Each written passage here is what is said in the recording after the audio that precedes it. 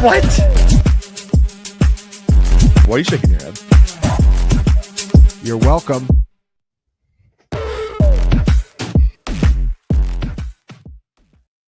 Yo, what is going on? It is week 15 cashing points. We are in the middle of December. Got a full 12-game slate to go through here on DraftKings. We'll be talking a little bit of FanDuel as well. Of course, they include the Sunday night game.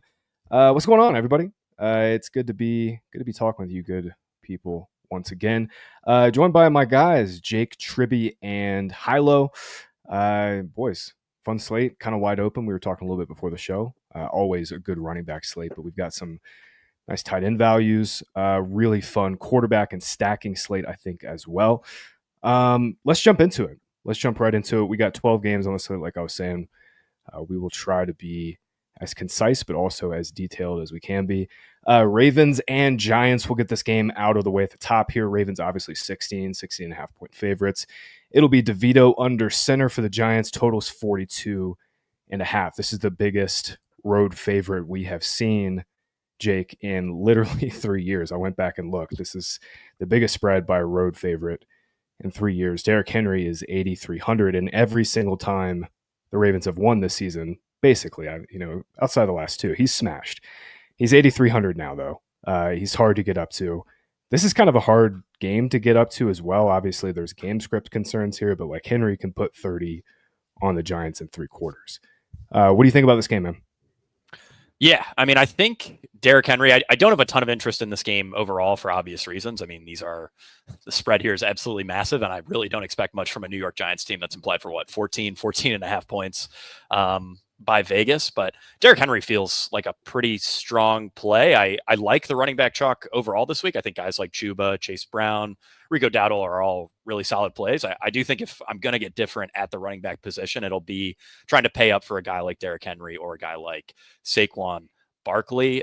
We just know that these are guys who can put the slate massively out of reach. And like you said, Graham, I mean, all of Derrick Henry's best games have come when the Ravens put up monster performances. I had a note here that Henry has 5 games of 28.2 or more DraftKings points. Ravens were favored in all of those games, and they won those contests by an average of 15.2 points, which is pretty much exactly what we're looking at right here.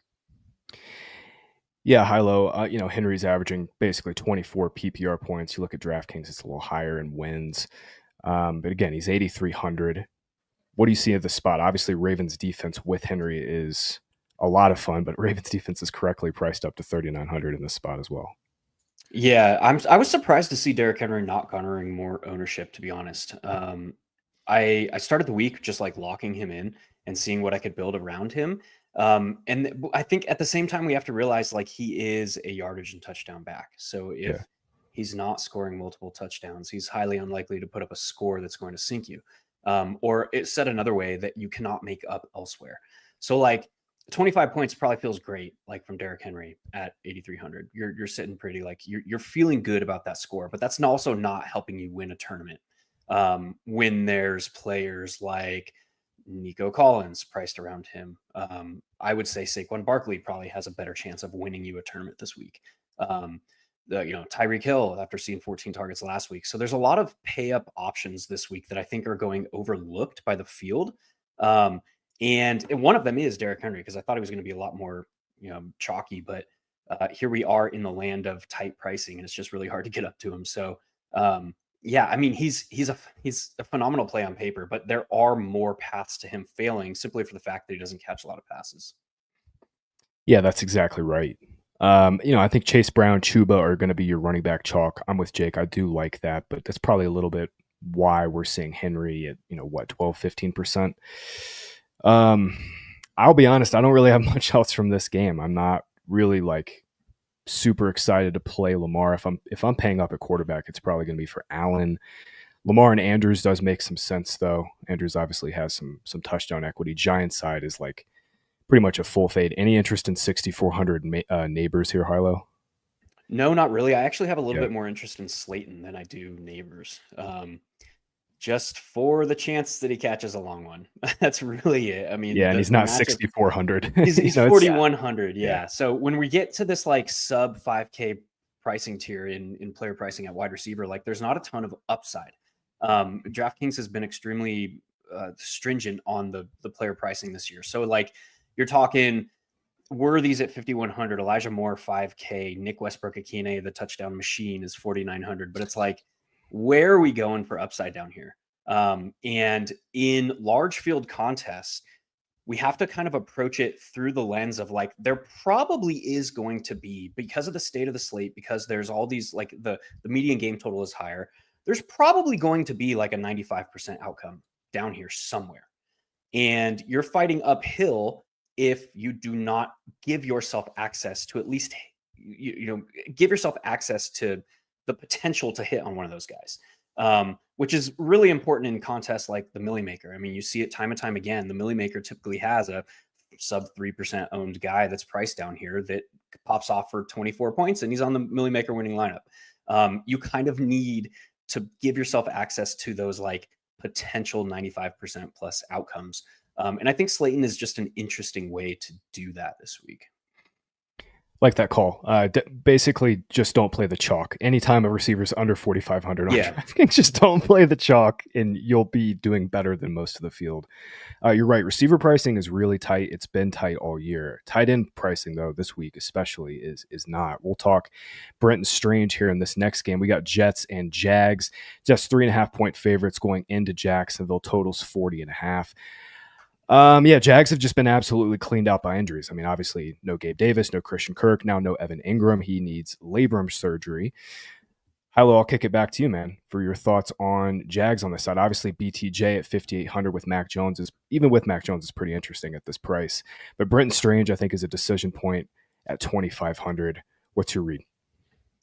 My read is I'm much more interested in the other side of this game. I doubt any offense that is led by Mac Jones. We talked about this on Mac Jones chalk week when he was like min priced. It's like, yeah, he's min priced, but you're paying for 12 points. Have fun. The upside is so minimal here.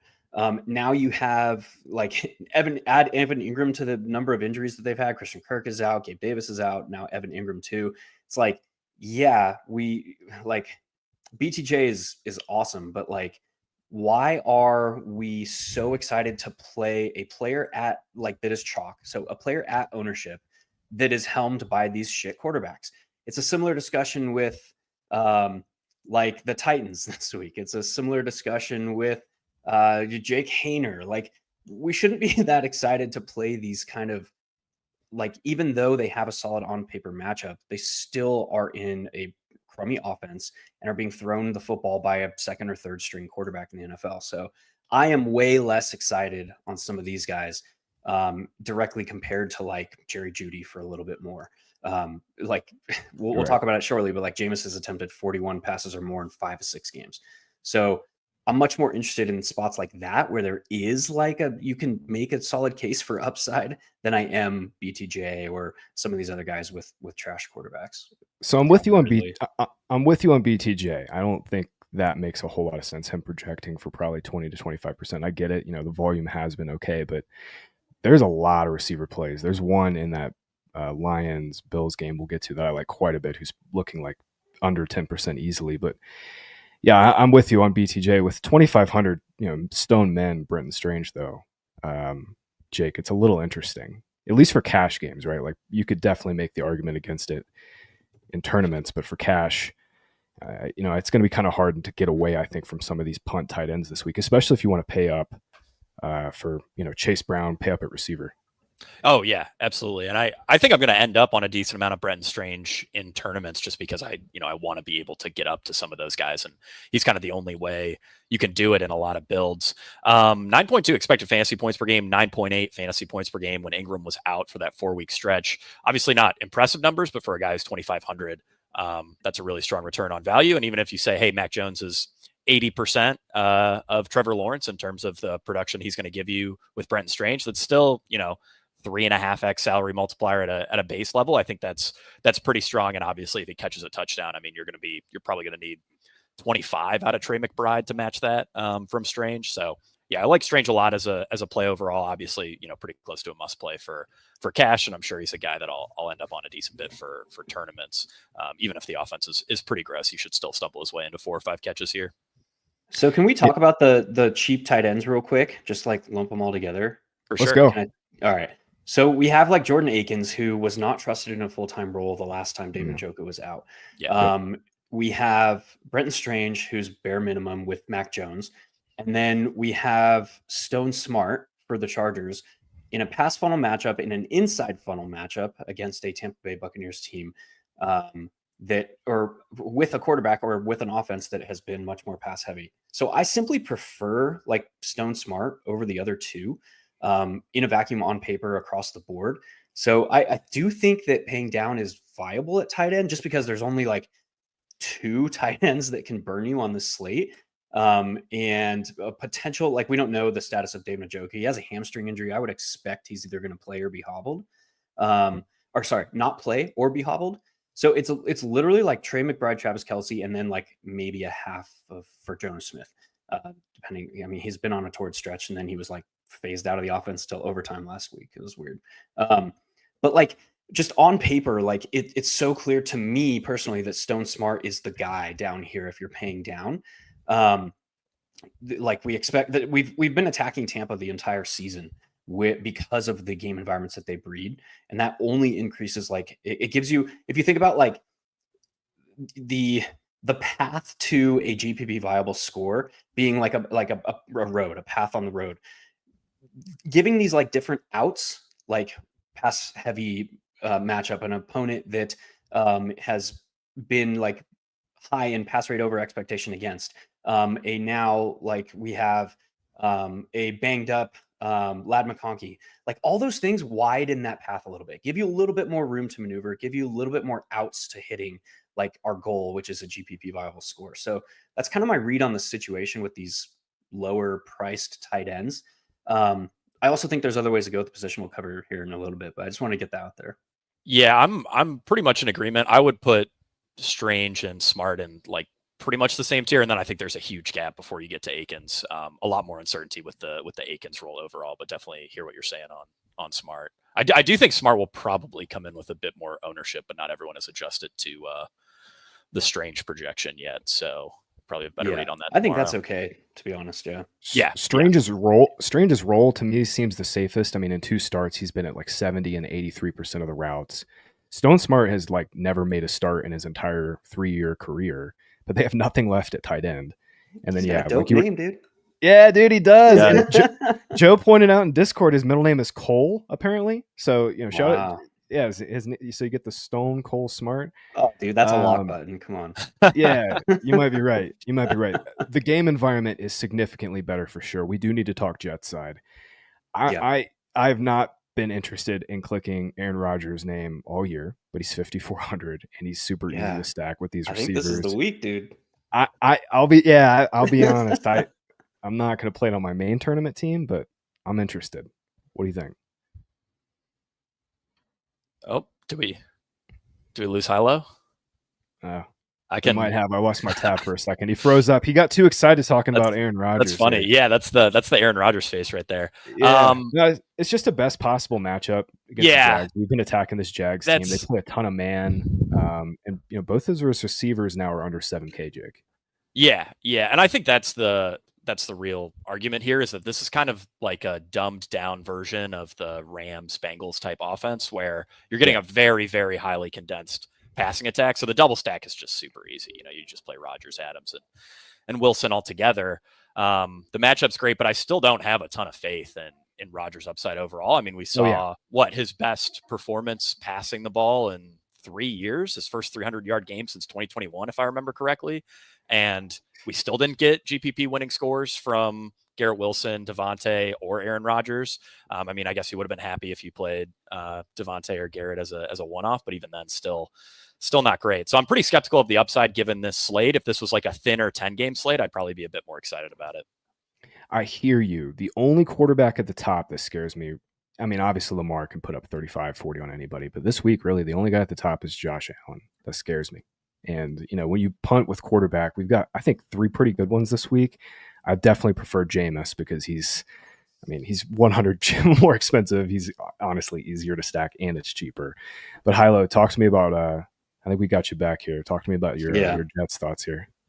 Yeah, sorry about that. I don't know what happened. I think my internet went out. No worries.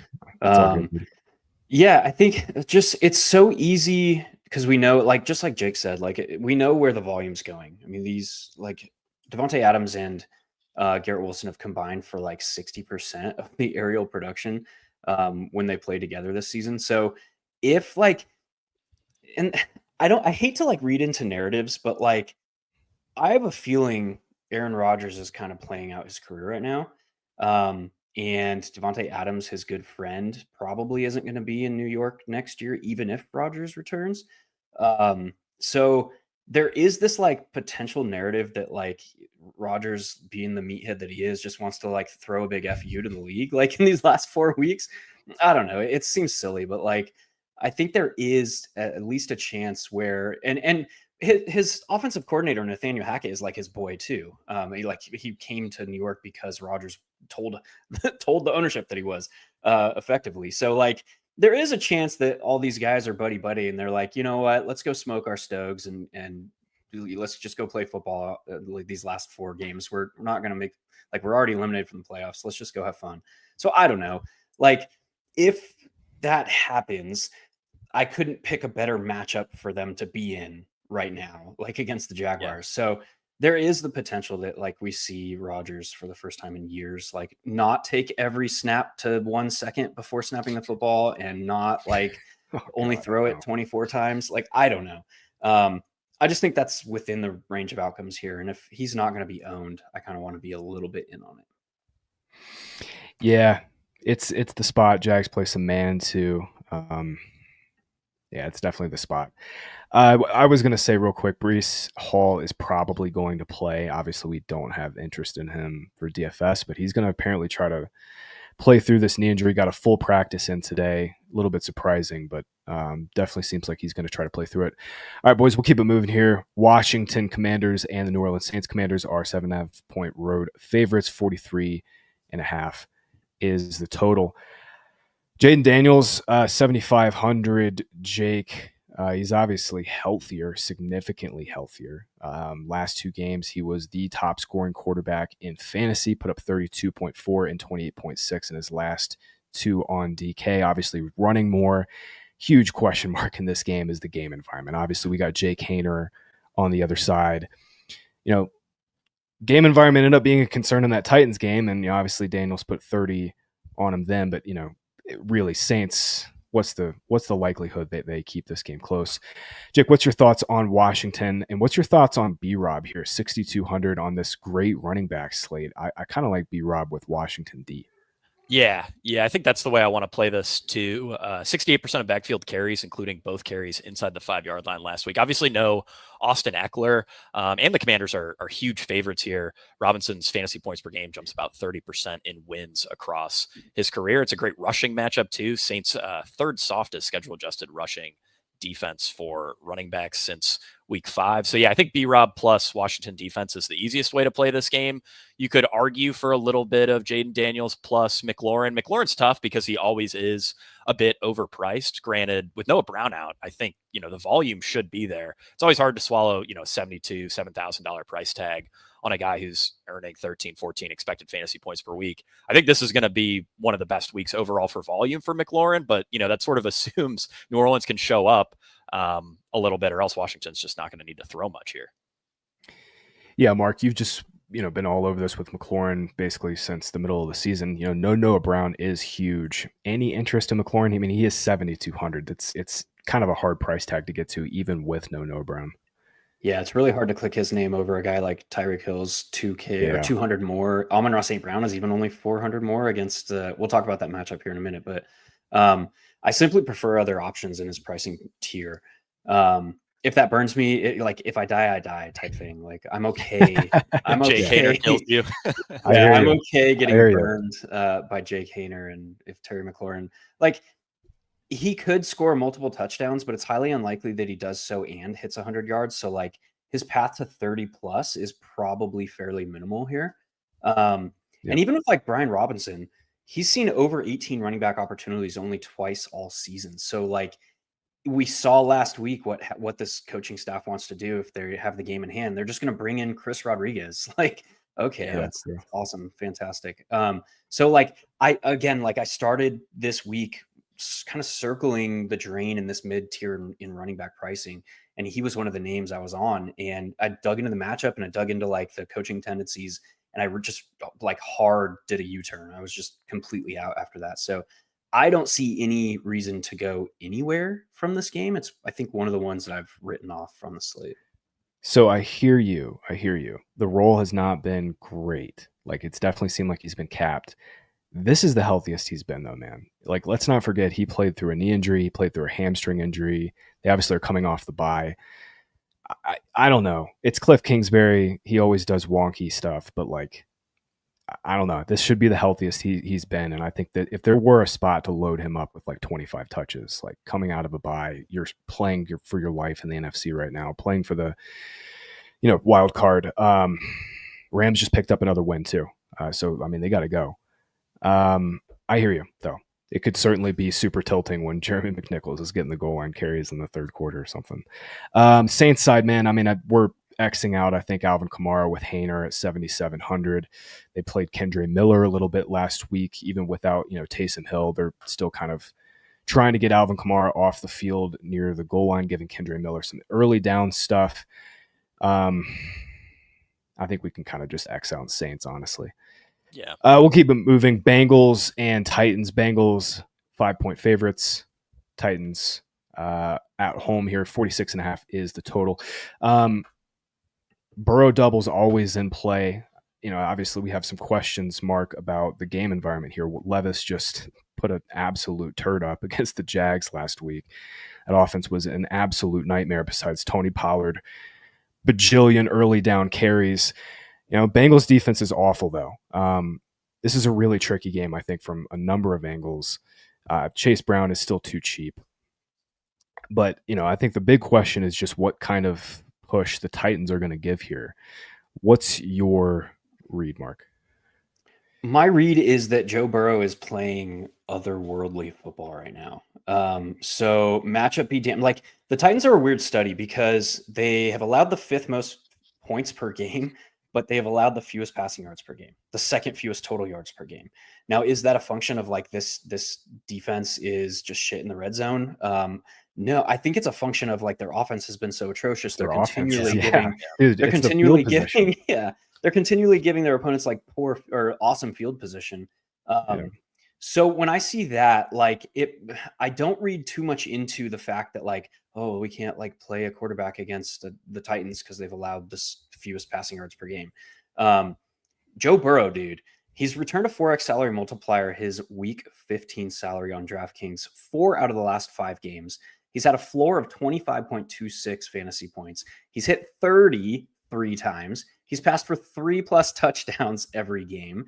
So like, I just look at this and I'm like, okay, like if they're just going to give Burrow awesome field position, awesome. He's going to throw from 30 yards out instead of from 60 yards out. Like, I just think this offense like is very clearly, in my opinion, this team is like they are clinging to playoff hope. They're 2 games back. With 4 games to play, like they have a sliver of being able to sneak in the AFC. This is a must win. But at the same time, they probably have their eyes on the future because they have so much uncertainty. Like T. Higgins is getting bummed out being on the franchise tag for 3 straight years, or 2 straight years, whatever. It would be 3 next year.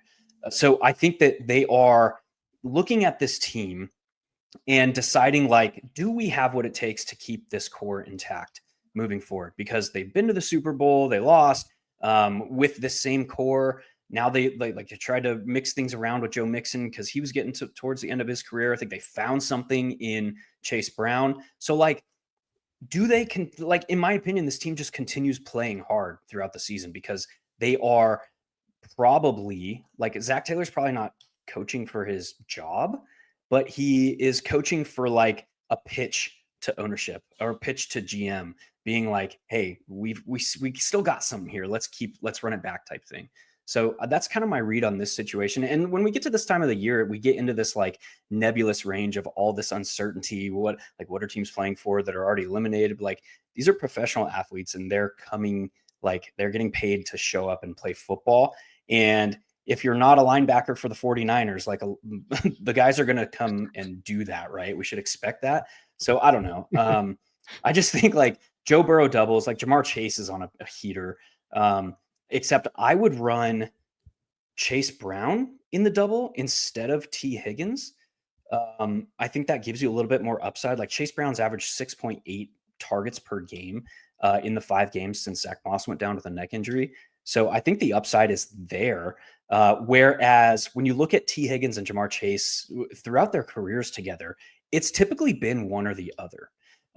Like T. Higgins typically has like a little bit more robust red zone role. Jamar Chase obviously has like the ability to take a slant 80 yards to the house. So it's typically been one or the other. So I kind of lean like Jamar Chase, Chase Brown, and Joe Burrow here.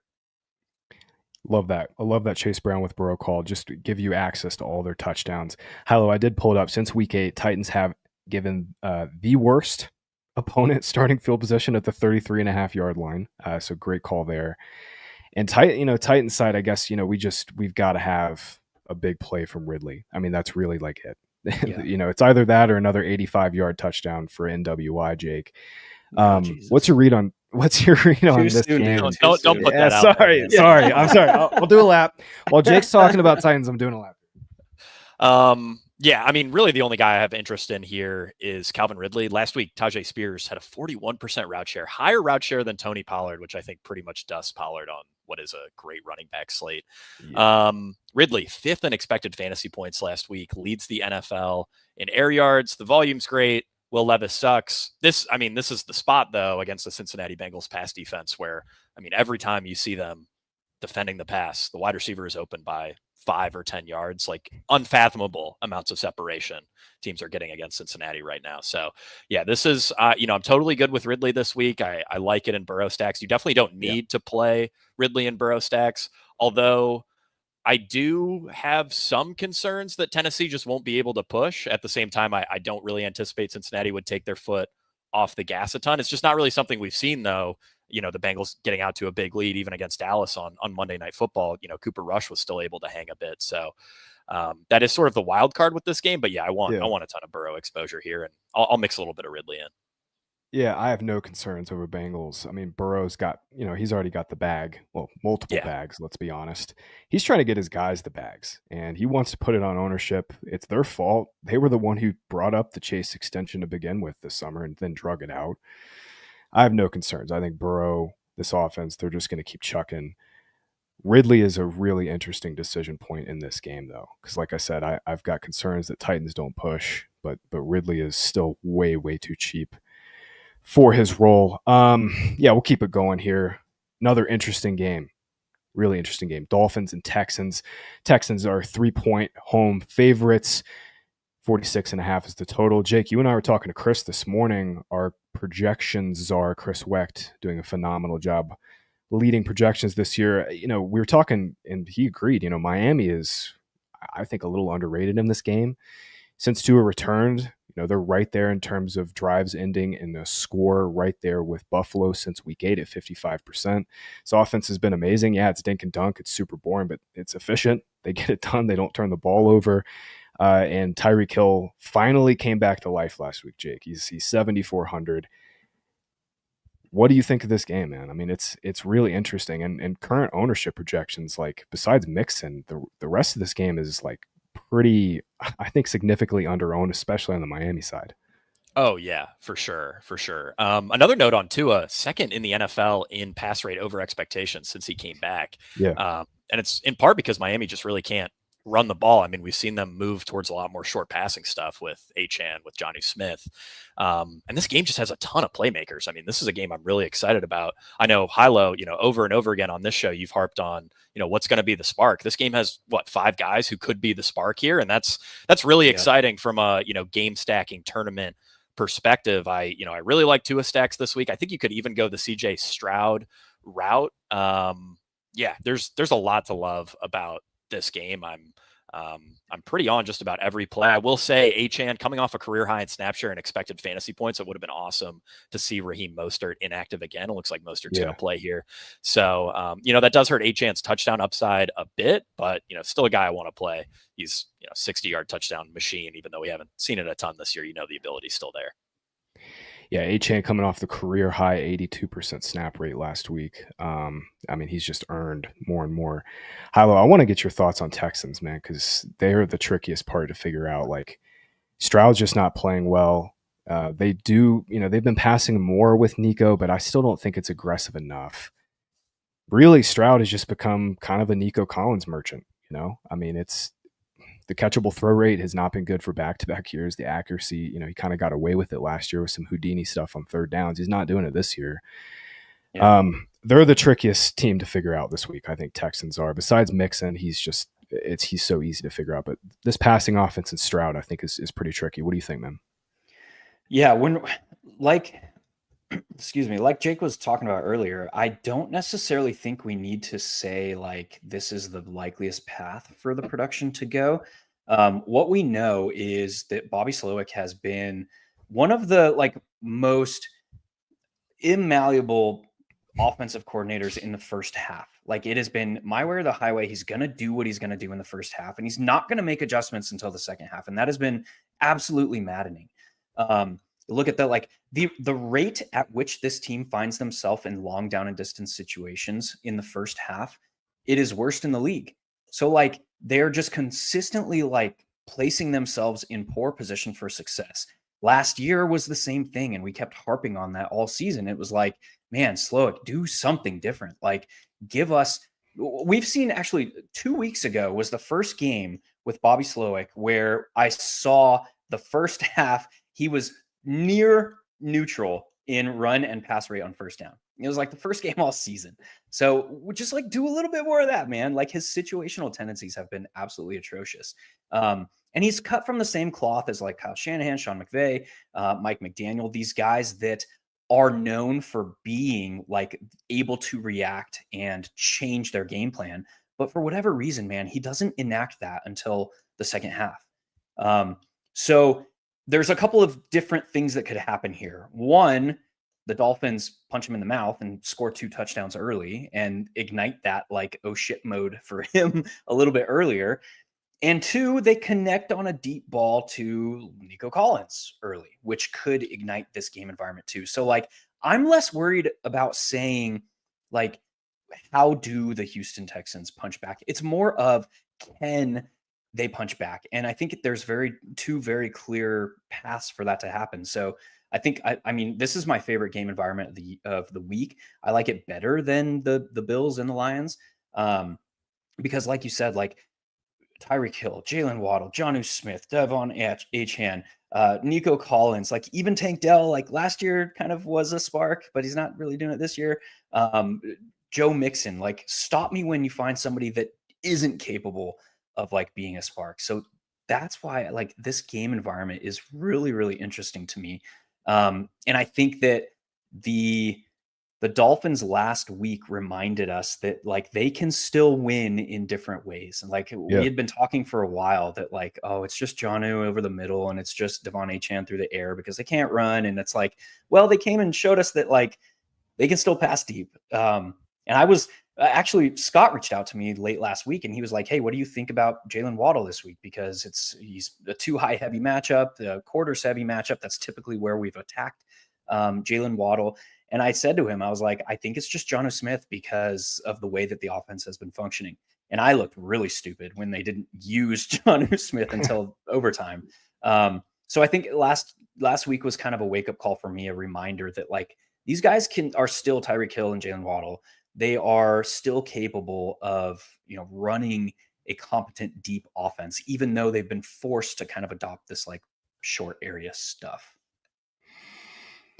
Yeah, Jonnu's come up in price too. It's finally efficient. That was one of the quickest meteoric price rises for sure. But I think he's definitely back in play. Texans have been tough against tight ends, but he's the cheapest Dolphins pass catcher in this game. I'm with you guys. 46.5 total just makes no sense. It has the same total as the Patriots Cardinals game. I'm not following that.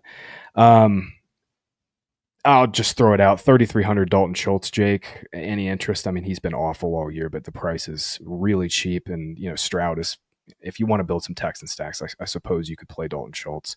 I don't think I'm going to get there, but, he is drawing a little bit projected ownership. Yeah, I mean, 6 targets in 4 of his last 6 games. I'm okay with it in game stacks. Beyond that, I don't think I'll get there. Okay. Yeah, I just wanted to bring it up. Speaking of game stacks, Chiefs and Browns. Jameis week again. DraftKings has not adjusted his price. He is going to be 5,500 perpetually for the rest of this year, and I love it. I'm all for it, man. Keep him down there. We also have a pretty condensed target tree with the Browns this week. Cedric Tillman is going to miss a third straight game. David Njoku has not practiced all week. There was a tweet out there today that Njoku said he's going to try to play, but again, he didn't do anything in practice all week. So, even if he plays, he's going to be extremely limited. HiLo, that just leads me to Jerry Jeudy once again, 6,200. Like, even if Tillman played, I could tell myself on projection that he's a little underpriced. Now Tillman's out. Now Njoku might miss. Jeudy's 6,200. Elijah Moore's 5K in a perfect matchup. And I don't think anybody's really going to want to play a ton of Jameis after he just melted down last week. What do you think of Jameis? Is it Jameis week again, HiLo? I think it's Jameis season, like we talked about. Of course, yeah. He's not like, I prefer just in a vacuum other quarterbacks, but that isn't to say that Jameis doesn't have a path to like putting up one of the top point per dollar scores on the slate at the position. We know it's highly likely that he's going to attempt 40 or more passes. So that volume leads me to the pass catchers a little bit more than Jameis, because they can succeed on that volume without Jameis succeeding. Jameis still, he needs to throw 250 and 3 or 302 to like be a GPP viable play. Not many quarterbacks have done that against the Chiefs this season. So I don't know that I'll land on Jameis, even if in like single entry, like I'll probably have 6 to 8 teams. I don't think I'll reserve one of them for Jameis this week, but I will have a bunch of Jerry Jeudy if David Njoku is out. And it was weird with Njoku, like it was called a hamstring all week. And then today he said, well, it's really my calf. So if it were a hamstring, that would be a lot worse than if it is a calf injury. So I don't know. If it's a calf injury, he probably has a better chance of playing without practicing. Hamstrings, man, for any pass catchers, like they're asked to go from stationary to full out sprint 30 to 40 times a week. Hamstrings are just like a death knell to pass catchers. So yeah, there's still some uncertainty even with his injury, what it is. So I would, if this was week 1 or 2 or 3 when Chiefs defense was playing well, I would agree with you. They've not been good as of late at all. Like gave up 260 to Josh Allen, gave up 263 to Bryce Young, gave up 340 and 2 to Aiden O'Connell. Justin Herbert just missed on 2 deep bombs to Josh Palmer that would have given him 300 yards and at least another touchdown last week. Brett on our matchup points show has been saying that, like, besides Trent McDuffie, the Chiefs have terrible cornerbacks.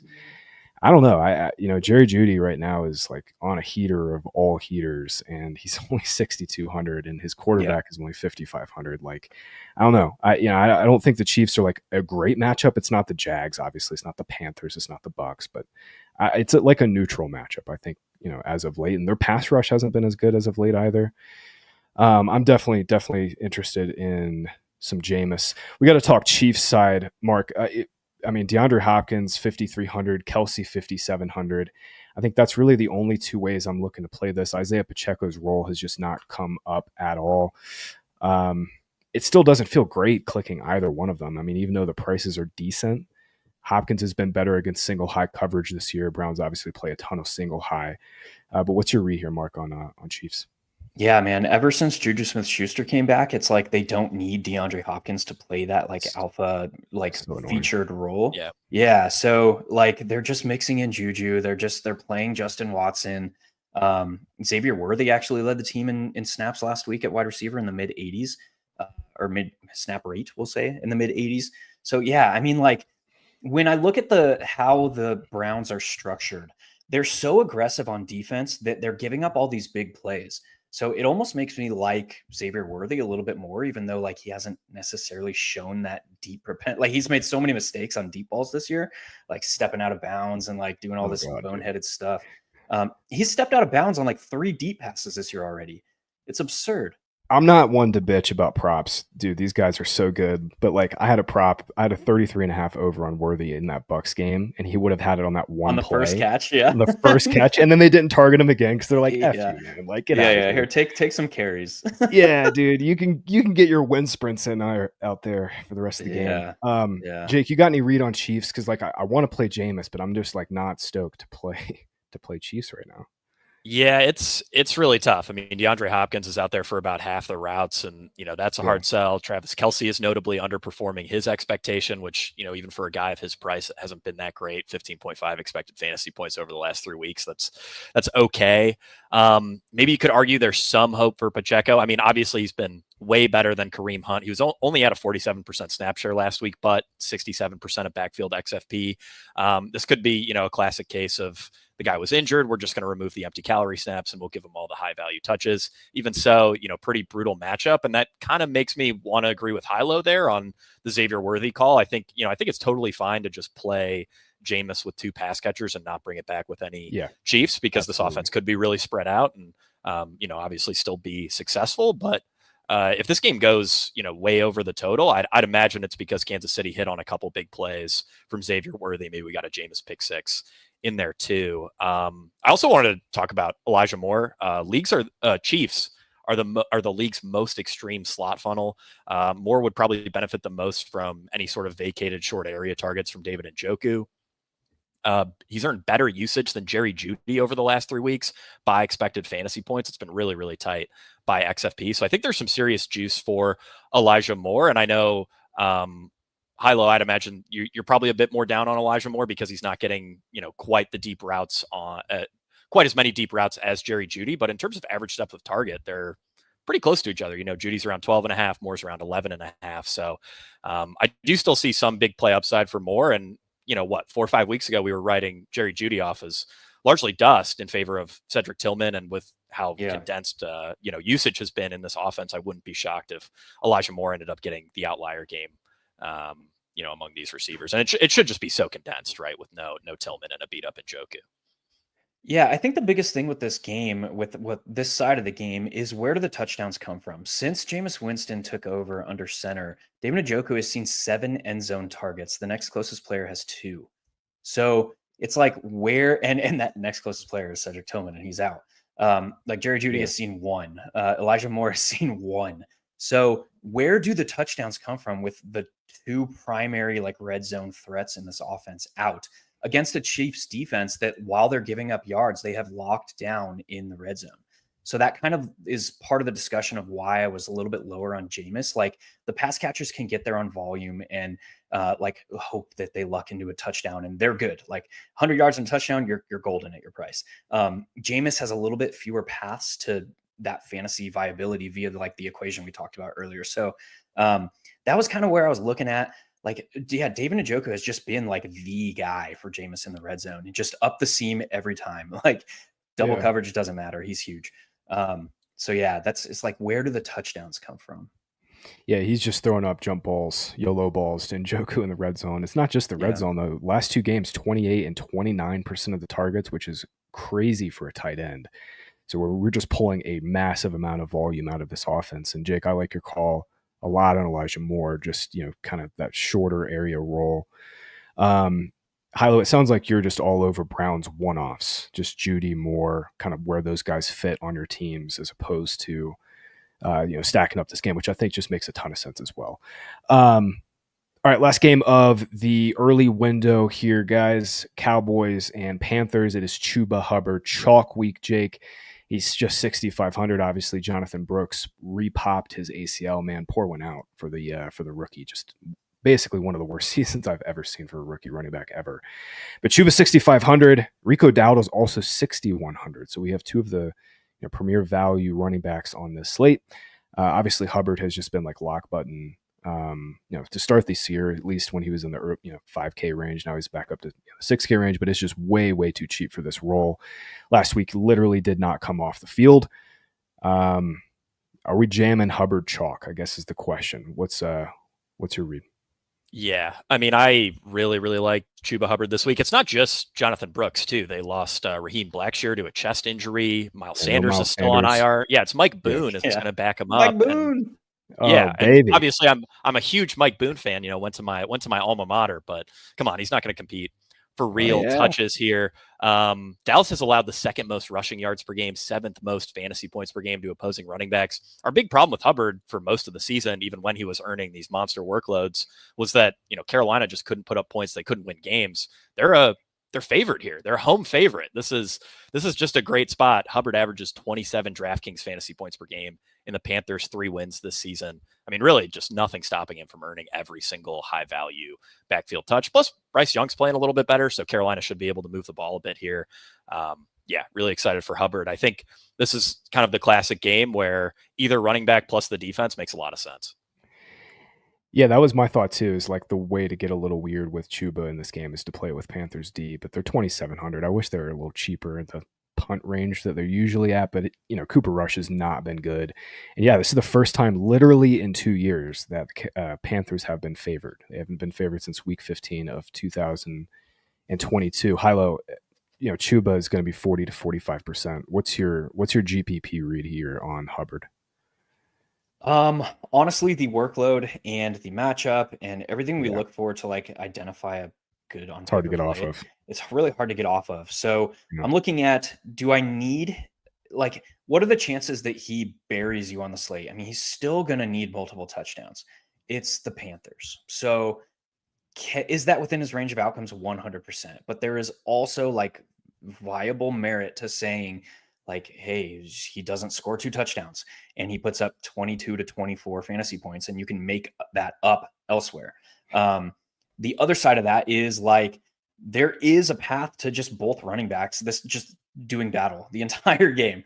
Like the Panthers have been playing in tight games. The Cowboys with Cooper Rush played to a tight game against the Bengals last week. So on the other side of this game, like we have Rico Dowdle, who is averaging over 20 or has seen over 20 running back opportunities in each of the last 3 games. And those are 3 of the 4 games in which he's seen over 52% of the offensive snaps this year. The other game being where Zeke was held out for like disciplinary action and he didn't travel with the team. So I kind of think like playing them together is a way to get different. We're in this day and age in DFS where like we don't like doing that.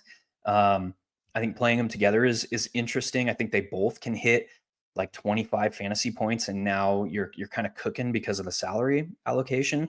And that is kind of coming from the place that we expect the field to generally utilize like one running back that's above 7K and one that's below, just based on like the trends this season.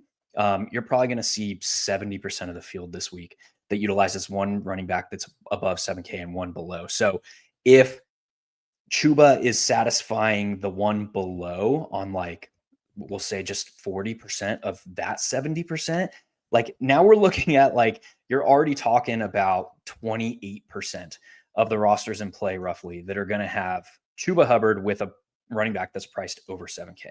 So a way to differentiate from that is to like not play Chuba and allocate your salary differently, or like just play 2 running backs that are both priced below that range. And now you're slightly different as far as roster construction. You have a slight bit more maneuverability to pay up for Nico Collinses and Joe Mixons and Tyreek Hills and whoever else we want to play, Jamar Chase.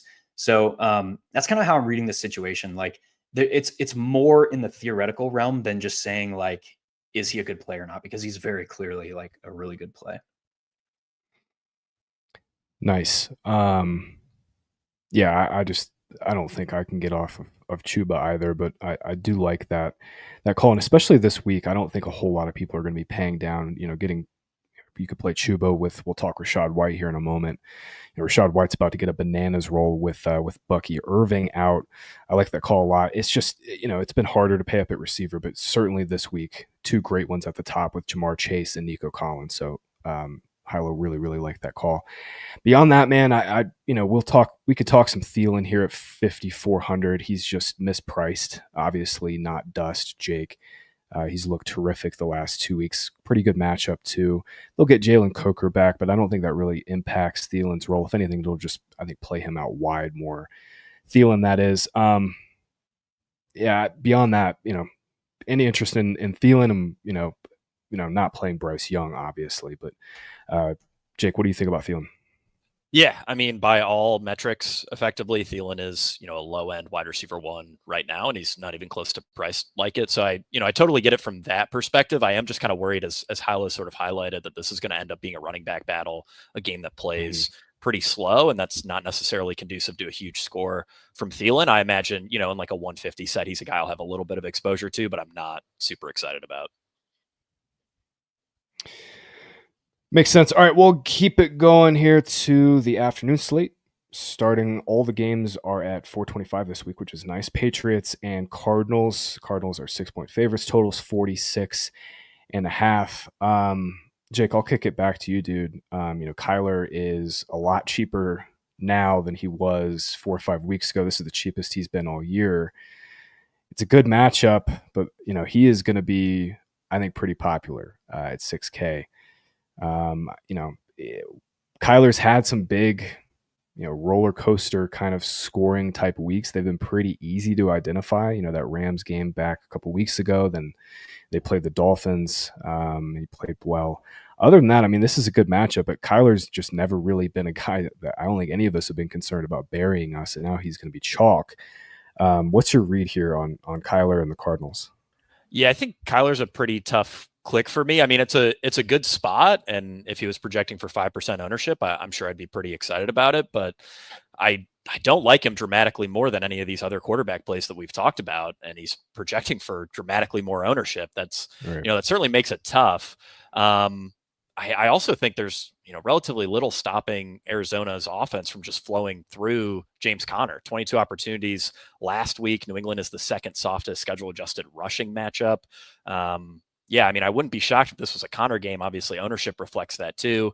We have good prices on Marvin Harrison Jr. and Trey McBride, but I'm not, I imagine this is a spot where I'm pretty easily going to come in underweight because, yeah, Kyler just hasn't done a ton to impress this year. Hilo has highlighted over and over again all the issues with the passing concepts in this offense. And even though the matchup is solid, I just don't find myself being very excited about it for tournaments given the ownership. But Hilo, I am really curious what your read is on the Arizona offense this week. Ditto. All right. Kyler, I think, is a better cash game quarterback this week, simply because you can pair him with Trey McBride. When we're talking about, I guess the other thing to say is Kyler is better, or this pass offense is better when they can build off of the run. And we expect them to be a little bit more successful than they have been on the ground against a Patriots defense that is kind of bleeding production all over the place. So if they get the run game going, there is the potential for them to score 3 to 4 touchdowns and them all come through the air. It's a very, very fine needle to thread. I should say through the air or via Kyler's feet. It's a much thinner needle to thread than some of these other guys that are even, I just keep coming back to Tua in that price tier.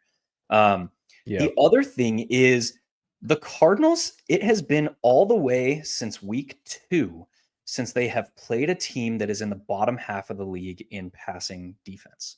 That is bonkers. So, have we been too unfair against the Cardinals? Probably not, because whatever, they kind of... No, we haven't been. But at the same time, this is their first time since week 2 where they're facing a bottom half pass defense. So, there's all this talk about, Christian Gonzalez is going to shadow Marvin Harrison Jr. I don't buy any of that.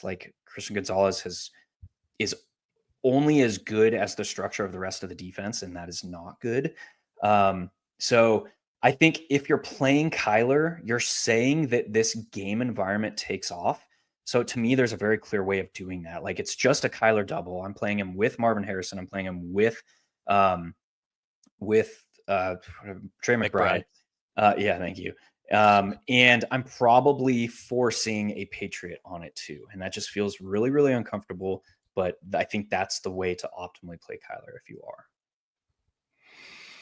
Yeah, total 46.5. Like I said earlier, it's the same total as Dolphins Texans, same total as Titans Bengals. So, markets, Jake, are telling us there's some certain paths to shooting out here. I like your take on Patriots. I think my favorite way to play Patriots this week is actually Ramondre. at 5,900. He's had really strong volume. Maybe Patriots keep this game a little closer. Cardinals obviously just got pantsed by the Seahawks last week, Jake. What's your read on this game, dude? Yeah, I mean, I think I was talking to Ryan Heath about this earlier. Me and Ryan will be doing a show shortly after the Underdog Drafter Party. So if you play any Battle Royale stuff, definitely check that out. But I was talking to Ryan about this, and I thought, he had a pretty sharp call in that Ramondre plus Patriots D is like the ultimate leverage here off of the Kyler Murray chalk. And I do think that's probably my favorite route to go in this game. Overall, I'm always tempted by Drake May. I'm sure he'll put up a tournament winning performance soon. My issue though is the Arizona defense has actually looked pretty great over the last month and a half or so, which is another reason I'm sort of down on Kyler. Is I am a bit skeptical of the shootout potential here, and yeah, just overall a bit skeptical on the New England passing offense. So I think Ramondre plus New England defense would be my favorite way to go here if I'm attacking this game beyond the obvious sort of Kyler Murray stack. Nice. Makes sense. I think that'll pretty much do it. You could play some Hunter Henry at 4,300, but I'm not super stoked to do that too. Cardinals are pretty good against tight ends as well, just the way they play and kind of how they disguise stuff in the middle of the field. All right, Bucks and Chargers. Justin Herbert is another decision point. We're probably going to get Ladd McConkey back. Hilo, it seemed like he was close to playing last week, but then just ultimately kind of couldn't suit up. Maybe it was too cold there in KC. He's been limited in practice all week. If Herbert plays, or excuse me, if McConkey plays, obviously it's going to make Herbert a lot more popular here at 5,900. We've been attacking the Bucks all season. Herbert is interesting for sure. I think I prefer Kyler in a vacuum just because he runs a little more. Herbert's a little more beat up. But obviously, this game environment, Baker's playing extremely well. This game could certainly shoot out. What's your read on Bucks and Chargers? Yeah, I mean, it really comes down to the Bucks because they've been a team that has harbored these game environments that we've been attacking. They're still top 5 in points per game, bottom 5 in points allowed per game. Well, they're not top 5 in points per game anymore. They were for most of the season. And then there's that dude, Mike Williams, man. If this game environment is like taking off, I think it's much more likely to flow through Mike Williams. So if you're playing, and again, I'm not going to Herbert because I prefer other quarterbacks in that range. But if you're going to Herbert, I think Mike Williams has to be on the roster as well. You mean Quentin Johnston? Yeah, that guy. Quentin Johnston and his 8 touchdowns on 12 catches. No, it's like 7 on 28 targets. 7 touchdowns on 28 targets, something like that. Something stupid. Seems sustainable. No, yeah, I think you meant Mike. Stupid. You mean Mike Evans, though, right? You were saying Mike Williams. Yeah. Oh okay. My God. Right. Yes, Mike Evans. Yeah. All right. Yeah. I was confused. Evans. I thought. All right. No, you're good. My bad. Mike Evans. The other really tall, like X-type wide receiver Z type guy. Yeah, that guy. Mike Evans, dude. If you're playing Herbert, I think it has to have Mike Evans on the team. Mike Evans came back. He hasn't necessarily seen his full allotment of routes. We thought it was going to be last week, and then they just didn't need him. And then Jalen McMillan just Raiders. Yeah, they just didn't need him, man. So is this a spot where the Buccaneers, who are basically playing for it all, they need Mike Evans? I think so. On paper, I still prefer other wide receivers in a vacuum in his pricing tier, but I don't think we should be discounting Mike Evans in the slightest this week. Matchup be damned. This is a spot where the Buccaneers need to win, and if they're against a competent opponent finally, probably need Mike Evans here. Yeah, love that call. Rashad White, Jake, is, I think, a pretty good play, regardless of Bucky Irving's status. It does not seem like Irving is going to play. He hasn't practiced all week. He's really beat up. However, Rashad White, 5,800 here, man. I mean, he was awesome last week in place of Bucky. Obviously, we'll get the passing down work. They're 3-point dogs. White hasn't had one of these explosive 4, 5, 6 catch games, but I mean, he certainly has that in his bag this week. And, this is a great running back week, but Rashad White at 5,800 is just kind of staring at me in the face right now. Yeah, I would. I mean, I think he's probably going to end up in a similar tier for me as Chuba Hubbard. 78% snap share, 79% of backfield expected fantasy points after Irving left Sunday's game. We got to remember, Tampa Bay is the second most productive fantasy backfield in the NFL behind only the Lions. 70% of backfield production here would equate to about 22 fantasy points per game. Those are RB2 numbers over the full season. So yeah, Rachaad White, awesome play. And really wanted to sort of echo what HiLo said on Mike Evans. I feel like I'm going to end up a little bit down on Herbert. I am concerned about his injuries, how will that impact his mobility? Maybe that dumps the pass rate down a little bit. But I mean, if Mike Evans has a big game here, I don't know if that's really going to matter much because Justin Herbert is going to have to chuck the ball. So yeah, really like that call from HiLo. I think that'll cover this game. Lad obviously 6,300. If you're playing Herbert, you're playing McConkey with him, and if McConkey's out again, I'm significantly less interested in this game. All right, game of the week here, boys. Bills and Lions. Total is the biggest that we've seen all year, 54.5. This feels like a 2020 COVID level total. Haven't seen a total like this since then, really. And Lions are 2.5 point favorites. This game is just stupid expensive, HiLo. On DraftKings, Josh Allen is now 8,500 after putting a bajillion fantasy points on the Rams. But his pass catchers are cheap. There are some cheaper avenues to this game. This is the trickiest thing, is stacking Allen this week, especially since it's not going to be as condensed. Last week it was just like Shakir and Cooper. That was pretty much it. Now we've got Keon Coleman back to full practice. He should play. Dalton Kincaid is going to be back. It's tricky. What's your read on Bills, Lions, and specifically on how you're playing Josh Allen this week? Yeah. Specifically how I'm playing Josh Allen this week is with the Lions. I don't think that you need to try and figure out the five-headed puzzle of who to pair him with. I think you can just say Josh Allen has set an NFL record in back-to-back weeks. He's that dude, and we can just play him and be done with it. It's wild, dude. He threw one, passed one, caught one. Caught one, rushed one, threw one. That's what we call the Taysom. That's the Taysom. He pulled a Taysom for the first time in NFL history for a quarterback. Christian McCaffrey's done that, by the way. Yes, he has. And then he sets another NFL record with 3 passing touchdowns and 3 rushing scores. What? Anyway, highly unlikely that he sets another NFL record this week, but at the same time, he's playing at a level that is finally the offense is when they are pushed. And again, that's the key. We expect the Lions to potentially be able to push them, right? This game is between the number 1 and number 2 teams in points per game. So if we expect Josh Allen to be pushed, if we expect this offense to be pushed and Josh to have to take over, now we're into the realm of we have to be betting on the game environment. Same thing as last week. Puka and Josh Allen were the nuts. I think we have to be betting on this game environment if we're playing Josh. So if we're doing that, I don't think we have to figure out who to pair him with. We can just say we can play any number. Amon-Ra St. Brown against a defense that is structurally built to funnel production to the middle of the field. Beautiful matchup. Perfect for what he does. That also plays a ton of zone. Perfect. We can play either of the running backs and hope to God one gets hurt during the game. No, I'm just kidding. We don't hope that. But yeah, I mean, the upside in Jahmyr Gibbs and David Montgomery, I still feel that they have 30 fantasy point upside here, even though they haven't necessarily, shown it yet this season. But there are numerous ways where you can go. I mean, I think my favorite way to attack this game is to play one of the running backs with Amon-Ra St. Brown and not Jared Goff, and then play Josh Allen.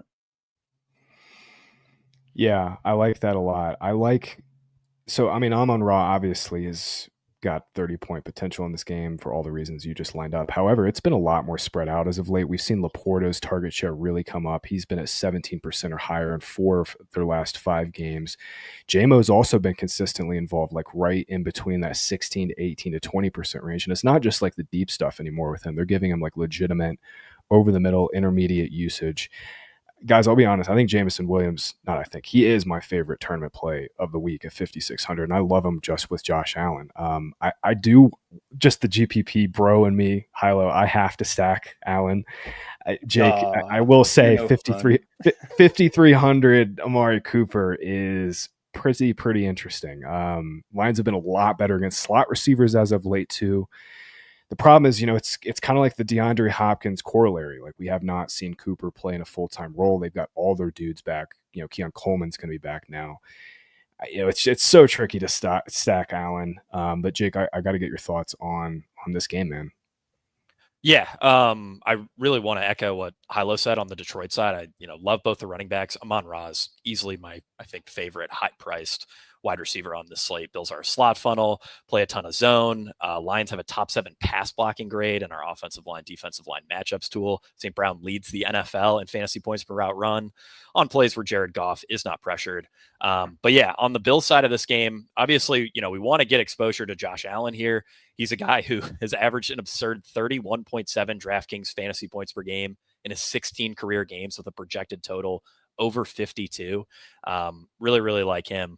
But yeah, stacking him is tricky. Khalil Shakir, I think, is a guy that I'm largely just going to avoid on my Josh Allen teams. I mean, 4.8 ADOT is really hard to swallow, even in a great game environment. I mean, there was 85 points in their game last week, and I don't even think Shakir hit a 5x multiplier, which does push me toward Amari Cooper, who had the most air yards of any player in any game last season. He also averages 57% more fantasy points per route run against man coverage. Obviously, the Lions are a man-heavy team. Could argue for Keon Coleman. He was playing really well prior to injury. Those would be my 2 favorite routes if I am stacking up Josh Allen. But, again, like HiLo said, I really don't think you have to. There's a good chance this offense will be spread out enough that, yeah, the recipe is just Josh Allen plus a couple Lions if this game ends up going crazy.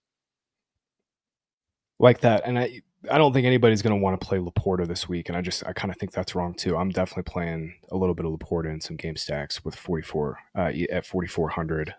Red zone involvement has come up as well. I think the price is just kind of a weird one this week where like people are going to want to pay up for McBride or pay up for Kelsey, and then they're going to want to pay down. So I think Laporta is going to be significantly low owned. I think we covered pretty much every angle in this game. Could I just say that? Yeah. Could I just mention that I think ownership's going to be higher than what projections say across the board in this game. Every show that I've watched, every article that I've read has said like, oh, this is the highest total game of the slate and no one's drawing ownership. We should play these guys. Yeah, you're going to see higher ownership than what is currently projected. I agree on the Lions side. I don't know if I agree on the Bills side just because it's so hard to figure it out. I think that's a fair angle. I think Josh Allen's ownership will be higher than projected, and then the receivers, everyone's just kind of guessing and probably won't want to take a big stand on any of those guys. Yeah, honestly, I mean, I think you're going to see a lot of DFS pros just be like, look, I want to have one Lion in like every lineup and just kind of diversify from there. And that's pretty much been the right call every single week with Lions. It's just taking one of these guys. All right, next 2 games are significantly less fun to talk about. Colts and Broncos. Broncos are 4-point home favorites coming out of their bye. Colts are also coming out of their bye. 44 is the total. I just have visions, Mark, of Broncos front 7 and their pressure looks and their blitz looks just putting Anthony Richardson's head in a pretzel this week. This game environment is I think a little scary here. Walk me through this game and how you're seeing Colts Broncos. Yeah, I think the things that we look for in defense is we want pressure in the backfield because that creates more opportunities for bulk scoring from a defense. And it depends on like how the defensive scoring is broken down. Sacks, fumbles, strip sacks are huge because there's fewer defenders between the ball carrier and the end zone.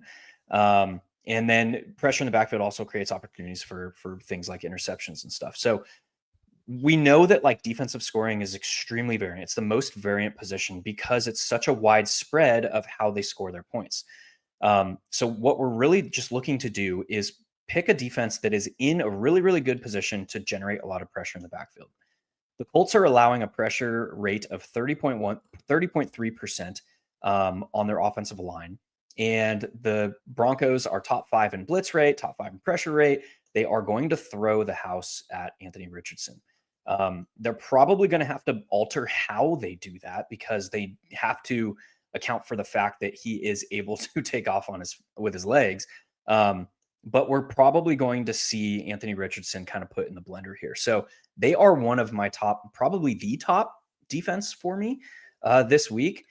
In the same vein, like Courtland Sutton, what he has done recently is pretty remarkable. I mean, look at his last, 5-6 games, and he's put up 19.0 DK points or more in 5 of those 6 games with a floor of 14.8. And he has seen double-digit targets in 3 of those 6 games, averaging just a tick under 10 targets per game. So I think Courtland Sutton is probably the only other guy that I will be going. And I'm not even going to say Bo Nix. Sorry. No, I'm just kidding.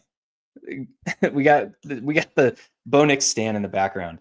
But yeah, I just think that it's Sutton and it's the Broncos defense for me.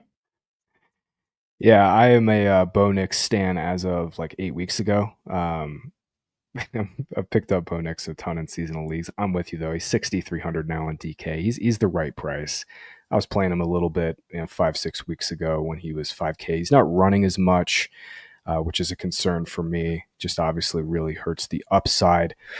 I love your Broncos D call. That was the defense I highlighted as well. That stood out to me the most. Them and Washington, I think, are the two that stick out. Yeah, I don't really have any interest in playing Colts, man. Really don't. I mean, Pittman and Downs are outside of the top 35 receivers by catchable targets per game, and Anthony Richardson starts. JT doesn't get dump offs. Broncos run defense is really good. Jake, I don't know if you have any other thoughts here. Yeah, I mean, gun to my head, if I had to play a Colts pass catcher, I'd go with Josh Downs. Best matchup among the pass catchers per our wide receiver cornerback tool. We are projecting Patrick Surtain to shadow Michael Pittman. But yeah, I'm not super excited to play AR given the pressure matchup here. This is kind of just a tough game for me. Tough game for sure. Next and final game is also tough, especially for the Steelers side of things. Steelers and Eagles. Eagles 5.5-point favorites. 43 is the total. This game environment is brutal. No George Pickens. Obviously, he's out with the hamstring injury. Pretty much just nukes any big play potential outside of like a Calvin Austin kickoff return or his tunnel screen that he houses. The Steelers just have like no upside. I pretty much X'd out Steelers this week, high-low. Eagles side is not a lot of fun to talk through either. I mean, Jalen Hurts, this passing offense, we've just been on this. The volume is not there.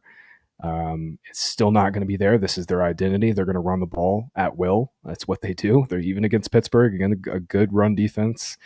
They're going to do what they do. What do you think of this game, man, and any interest in this game? Hey, you're muted, Highway. Oh, he's muted. We got him. We got him. Took him just to week 15, but we got him. I muted because I was typing, and then I forgot to unmute. I started the week like having some interest on Calvin Austin, thinking that like the slot wide receiver in this spot is probably the best. And then I looked at his snap rate last week without George Pickens, and it like dropped to 35%. That's some shenanigans from Arthur Smith, my friend. Scotty Miller played more than him. Van Jefferson led the team in snap rate at 74% and route participation rate. They were playing Mike Williams. They were playing Ben Skoranek. Like it was just this like I think I'd have to go check how many different pass catchers did Russ target. I'd have to go look at the game log, but he only attempted 26 passes. And this is just like a weird spot where it's like, I don't think we need or can go anywhere on the Steelers, even without, or I guess, especially without George Pickens. Yeah, I've X'd them out. And yeah, eight different players were targeted last week. All of them had a target share below 16%. That is absolutely disgusting. Jake, Eagles side it's condensed. That's nice. Obviously no Dallas Goedert, but I mean, it's 22 pass attempts per game from Jalen Hurts. So really it's just, it's Saquon Barkley. That's the decision point at the top this week. And, obviously he can put the slate out of reach in any game. He's, put up 35 points in half of his games basically this season. But this is certainly one of the game environments I'm a little more concerned about. Yeah, I mean, Barkley over 36 DK in 5 of 13 games, 27 DraftKings fantasy points per game in Eagles victories. I like him a little bit more than Derrick Henry. He's a guy that I, want 10 to 15% exposure to across my lineups. But beyond that, I really don't have any interest in this game. I know during our projections meeting this morning, Chris noted that every single Pittsburgh pass catcher is priced under 4K and none of them are pulling any ownership. I don't know if that's ever happened before. At least that I can remember in DFS. So yeah, this is a pretty brutal game environment. And I think the only guy I'm really interested in here is Saquon. Yeah. And I mean, it makes sense. I don't want to play, any of these dudes. The Eagles have just been shut down on the perimeter, -12 schedule adjusted fantasy points below average since week 8, over the last 8 weeks. Just really, really good stuff from this Eagles defense. Really good stuff from us guys. Pat ourselves in the back. Hour 15, great show. Breaking down 12-game DraftKings slate here in about 10, 15 minutes. Ryan and Jake will be live for the drafter party, ripping some underdog battle royale drafts. Make sure you're hanging out and checking that out. And as always, our guy, Mr. CEO Scott Barrett, will be live with Neil Orfield for Outside the Box tomorrow afternoon. Make sure you're watching that live, catching it on replay for all of Scott's thoughts this week. Guys, great show. Good luck this week, everybody listening, and we will see you guys at the top of the Week 15 leaderboards. What? Why are you shaking your head? You're welcome.